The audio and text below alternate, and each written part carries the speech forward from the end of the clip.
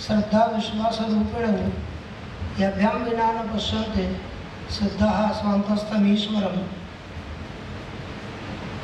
आदरणीयाः माननीयाः विश्वविद्यालयस्य कुलपतिचराः एतस्य साकेतधाम्नः सञ्चालकः श्री रावसाहेब महोदयः, मान्यः हिमालय महोदयः, आदरणीयः कमलेशभाई शाह महोदयः, आदरणीयः विनोदभाई अडेयोल महोदयः एवञ्च एते शाश्वतः मान्यः जय वसावड़ा महोदयः, सर्वेपि अत्र स्थिताः मातरः भ्रातरः भगिन्यः एवञ्च प्राध्यापकः, नमो नमः। आज एक नास्ति तिथि निश्चित यस्य स अतिथि, घरना आंगणे ज अतिथि बनવાનો एक अवसर आप्यो એ બદલ પહેલાં હું આપ સૌને આભારી છું। સાહેબે હમણાં ખૂબ સરસ મજાની વાત કહી અને આગળ વાત કહેવાના છે, એટલે બે મજબૂત કિનારાની વચ્ચે એક નાનકડી નદીને વહેવું હોય તો સરળ રહે, એટલે સંપૂર્ણ થઈ જાય, તો એ પ્રમાણે ખૂબ જેડ પ્લસ સુરક્ષામાં મને આ બોલવાનો એક અવસર મળ્યો છે। અમારા ગુરુજી એવું કહેતા કે ભોજન સમયે ભાષણમ ભષણમ ભવતી, બહુ અઘરો સમય કે અત્યારે બોલવું, અને એમાં પાછું એ વસાવડા સાહેબનું પ્રવચન પાછળ હોય, એ બોલી લે તો અઘરું, અને બોલ્યા પહેલાં બોલવું એ પણ અઘરું છે।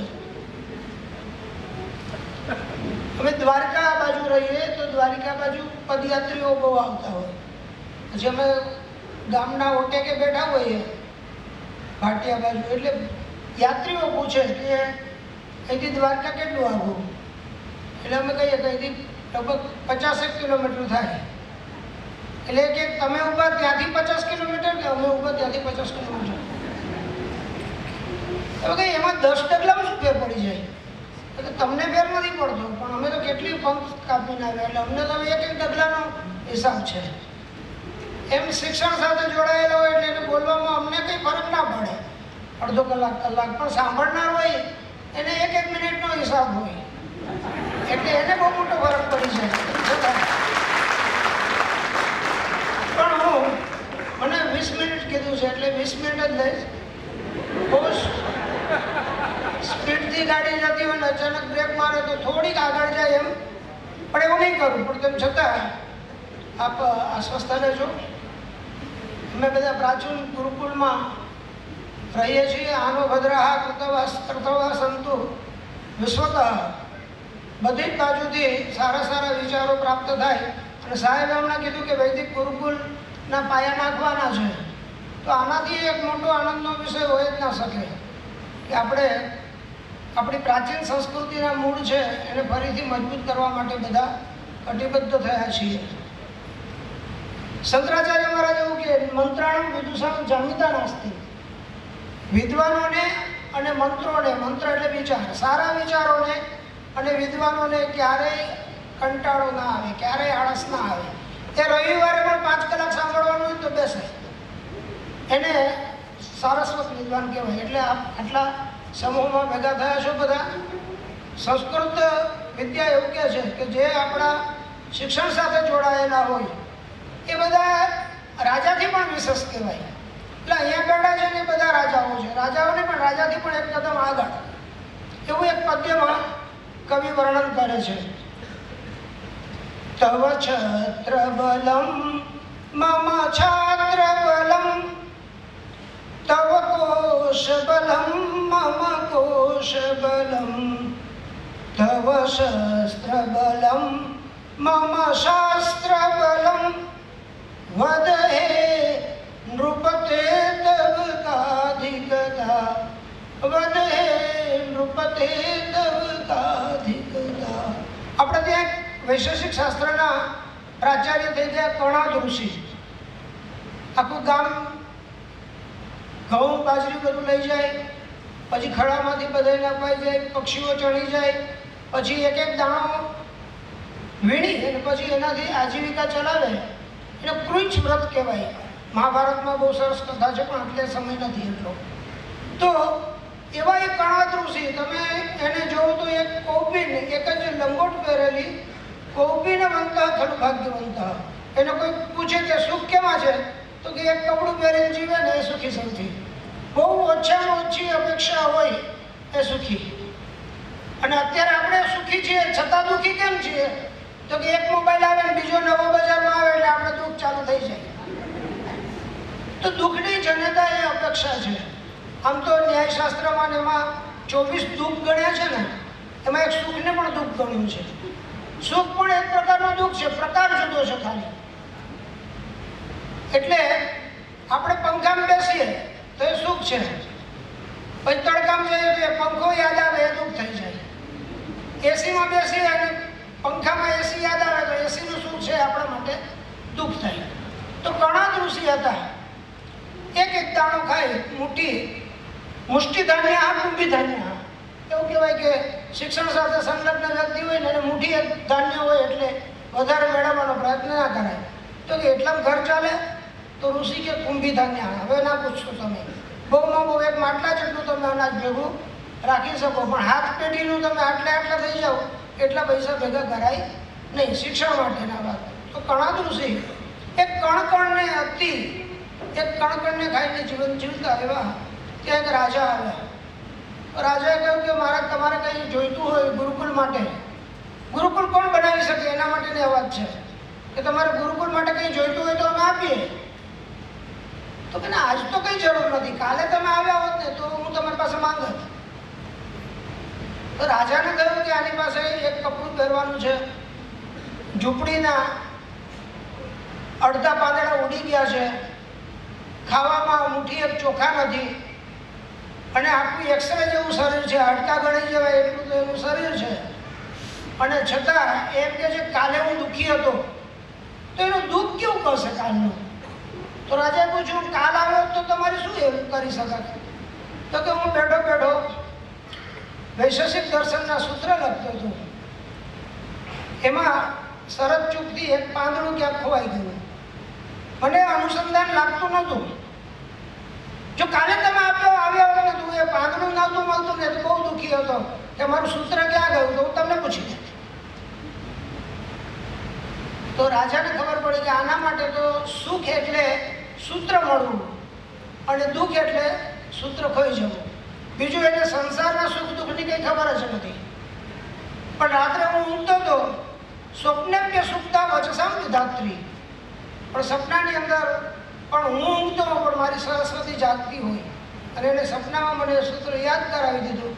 આજે તો હું ભાંગડા કરું એટલું બધું આનંદમાં છું, મને કંઈ ચિંતા છે નહીં. તો આવા જે ઋષિમુનિઓ છે, આવા બધા જે સારસ્વતો છે એ રાજા છે. શા માટે?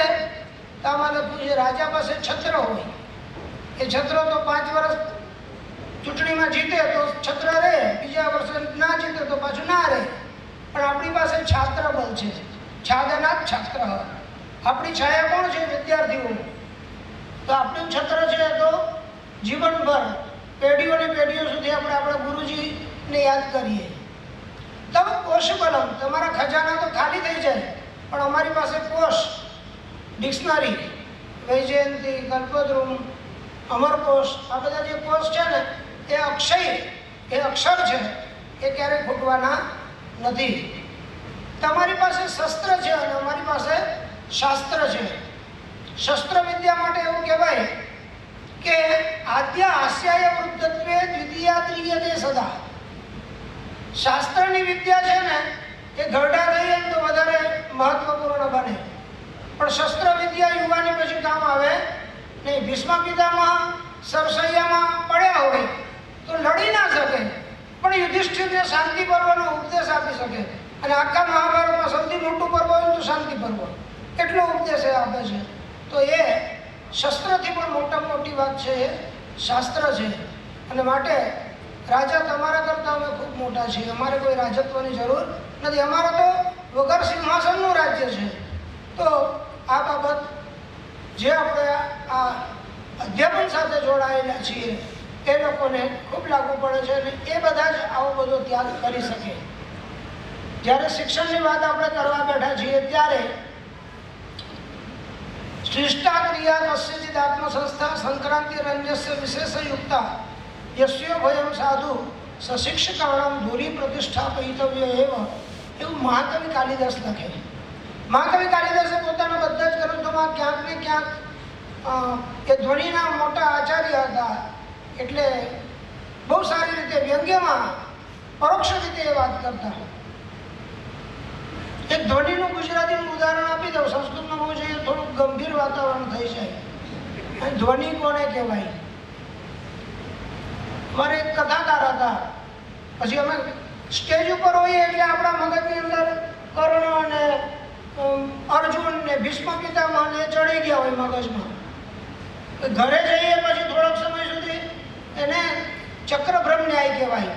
પેલું કુલાલ કુંભારનો ચાકો હોય ને એમાંથી તમે એક ખીલો કાઢી લો તો એ ચાકો થોડોક વાર ફર્યા રાખે એકલો એકલો. એમ મગજમાં પેલા અર્જુન કર્ણ ભીષ્મ એ બધા ફરતા હોય. એટલે ઘરની અંદર આવે તો ત્યાં પેલા પોતાનું બધું ચાલતું હોય તો એમાં એક કથાકાર તો ભીષ્મ પિતામહને જેમ દોડીને ચાલ્યા ગયા ધડાડથી ગઈને. ભીષ્મનું કૃષ્ણ ભગવાનનું પેલું ચક્રવાળોને એ પાત્રની વાત કરી હશે તો શ્રીમતીજી ખીજાઈ ગયા. એ સાહિત્યના હશે તો ખીજાઈ ગયા. તમને કઈ ખબર પડે છે? દુનિયાની અંદર રણથી મોટા મોટી જગ્યા એવી છે, આ પોતામાંથી કોઈ નીકળી જાય એવો મહારથી અત્યાર સુધી કોઈ નથી. કર્ણ હોય કે અર્જુન હોય કે ગમે તે. અને તમે અહીંથી જતા રહ્યા એ એક પગલું નહીં બે પગલા નહીં આખી સીડી ઉપર ચડી ગયા. કે અમે તો કથાકાર છીએ, અમને તો બધા એવું કે મહારાજ તમે પગલાં પાડો ને તો અમને બોલાવે, પધરામણી કરો, પગલાં પાડો. અને અમને પગલાં પાડીએ એટલે પછી પુરસ્કાર આપે, સાલ ઉડાડે, સન્માન આપે. ઘરકી મુર્ગી દાલ બરાબર. તમે અમને ઘરની અંદર આવું કહો, આવું કરવાનું. એટલે એમણે કીધું કે તમે પુરાણની વાત કરો છો, હું તો સાહિત્યની વાત કરું છું. હું તો એમ કહું છું કે તમે મારા પોતામાં ઇન માય હાર્ટ તમે મારા પોતાની અંદર પગલાં પાડ્યા, હું એમ કહું છું. ખીજાવાની જરૂર નથી. દુનિયામાં તો તમે ઘરમાં પધરામણી કરો, તમે અહીંયા પધરામણી કરી.